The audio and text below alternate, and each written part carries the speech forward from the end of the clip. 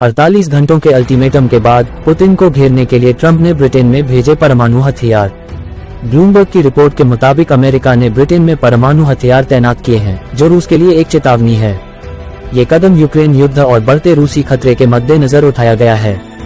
हालांकि अमेरिका और ब्रिटेन ने इस खबर की पुष्टि नहीं की है, लेकिन रक्षा विशेषज्ञों का मानना है कि यह रूस को संदेश देने का प्रयास है।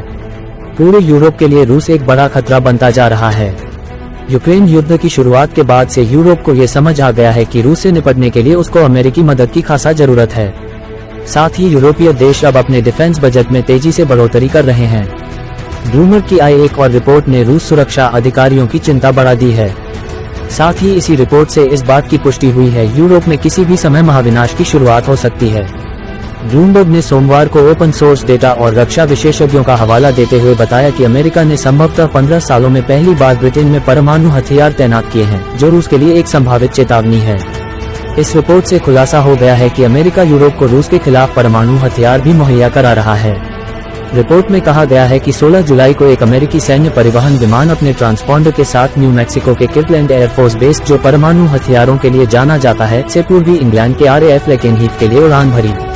कई रक्षा विश्लेषकों के मुताबिक माना जाता है कि विमान में 12 थर्मोन्यूक्लियर बम थे, जो 2008 के बाद से ब्रिटेन में अमेरिका की पहली ज्ञात परमाणु तैनाती होगी। मॉस्को संदेश देने के लिए चालू छोड़ा ट्रांसपॉन्डर। RT न्यूज के मुताबिक नाटो के पूर्व वरिष्ठ हथियार नियंत्रण अधिकारी विलियम अल्बर्ट ने कहा कि विमान का ट्रांसपॉन्डर जानबूझकर चालू छोड़ना था और ऐसा लगता है कि इसका मकसद मॉस्को को संदेश देना था। उन्होंने कहा, यह इस बात का पूर्व संकेत है कि नाटो की निवारक क्षमता को मजबूत करने के लिए अभी और कुछ करना बाकी है। उन्होंने माना कि अमेरिकी परमाणु हथियारों को ब्रिटेन को वापस करना कोई छोटी उपलब्धि नहीं है। अमेरिका ब्रिटेन ने नहीं की पुष्टि। न तो अमेरिका और न ही ब्रिटेन ने इस कदम की पुष्टि की है। ये भी साफ नहीं है कि अमेरिका ने कितने हथियार फिर से तैनात किए हैं। शीत युद्ध के खत्म होने के बाद से यूरोप में नाटो की परमाणु स्थिति में काफी बदलाव नहीं आया है और सामरिक परमाणु हथियार हाल में बेल्जियम, जर्मनी, नीदरलैंड, इटली और तुर्की में तैनात हैं। रूस के करीब परमाणु हथियारों की किसी भी आवाजाही को एक बड़ी वृद्धि माना जाएगा।